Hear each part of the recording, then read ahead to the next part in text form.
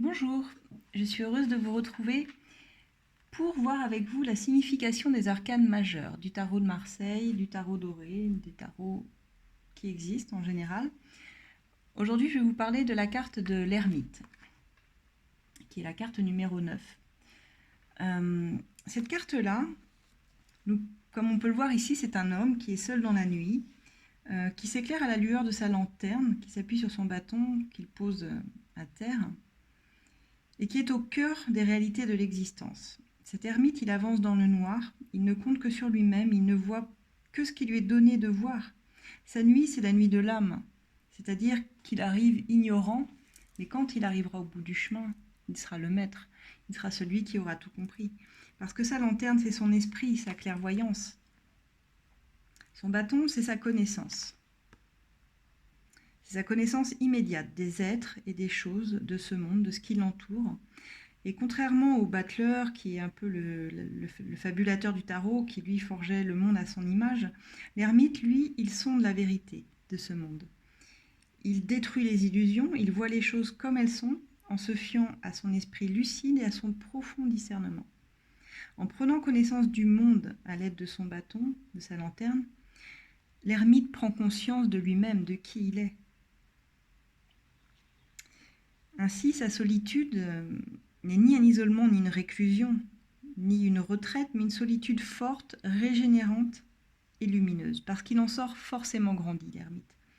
Il s'agit de la solitude de celui ou de celle qui la cherche, et qui cherche d'ailleurs.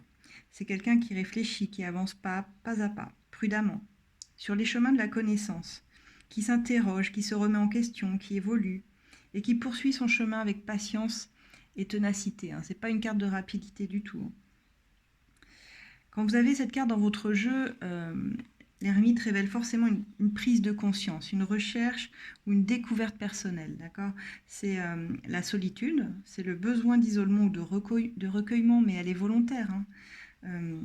C'est la volonté d'agir également à long terme en prenant toutes les précautions pour atteindre un objectif clair, précis et unique. Cette carte vous dit toujours patience et longueur de temps.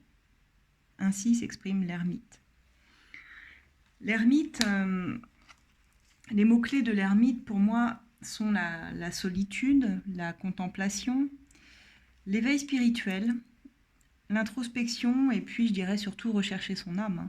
C'est un chemin solitaire. Si vous l'avez dans un tirage sentimental, bon alors ça nous dira forcément qu'il y a un break ou qu'il y a quelqu'un qui a besoin de se retrancher, de s'isoler d'une situation, parce qu'on a besoin de savoir qui on est, ce que l'on recherche. C'est une recherche introspective.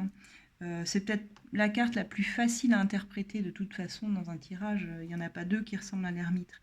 L'ermite, elle nous dit qu'on a besoin de sortir d'une routine, de ce que l'on fait d'habitude et de ce que l'on sait également, pour se recentrer sur soi.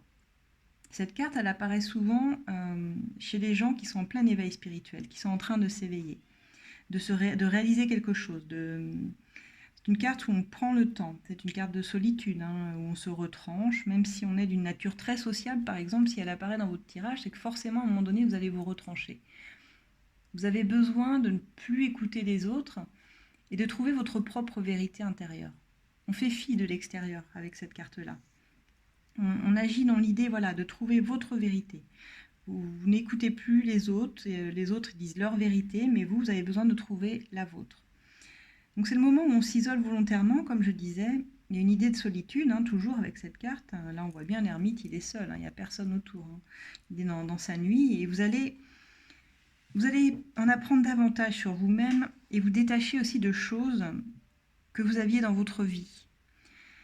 Vous en sortirez grandi, comme je disais, spirituellement, et différent de la personne que vous étiez avant. Quand on sort d'une carte d'ermite, on sort forcément différent. Ce n'est pas une carte d'action. Cette carte, elle dit n'ayez pas peur de vous éloigner des autres, en gros. Il ne faut pas avoir peur de s'éloigner des autres. Quand on a cette carte, c'est un moment, un passage obligé, parce que l'ermite, c'est une personne d'expérience, il a la sagesse, comme on voit, il est toujours représenté par un vieil homme. C'est la carte de la spiritualité, il n'y en a pas deux comme ça. Et cette carte, cet homme-là, il a sacrifié son temps pour se retrancher à l'abri des regards de la société. Il est seul à chercher et à faire la lumière à comprendre ce qui le traverse. Et en fait, quand on sort d'une carte d'ermite, on devient un guide, parce qu'on est passé par ce chemin. On est un peu le montreur de chemin. On sait où se trouve notre vérité. Parce que l'ermite, il a eu la sagesse d'avoir expérimenté ce dont il parle. C'est vraiment le chercheur de lumière. C'est le travail intérieur, mais intense, dans l'obscurité, sur ce qui avait été mis de côté également. C'est apporter de la lumière sur notre côté sombre aussi, l'ermite. Ouais. C'est une analyse interne, se poser des bonnes questions. Pour un jour, évidemment, revenir à la lumière. On ne reste pas dans l'obscurité.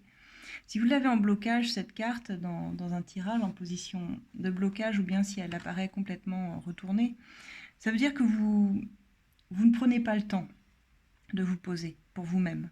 Vous refusez de prendre ce temps. Alors qu'il faudrait vous poser pour chercher à l'intérieur de vous. On vous demanderait de méditer, de vous poser, quoi. De vous recentrer sur vous. Et donc, si vous l'avez en blocage, c'est que vous n'écoutez pas cette intuition-là qui vous dit vous devez vous arrêter, vous devez faire preuve d'introspection. Voilà ce que dit une carte d'ermite. J'espère avoir pu vous éclairer sur cette carte. Merci beaucoup de me suivre. Je vous rappelle, pour tout tirage privé, contactez-moi sur asdelune@gmail.com. Je vais continuer la suite des arcanes. Merci de me suivre.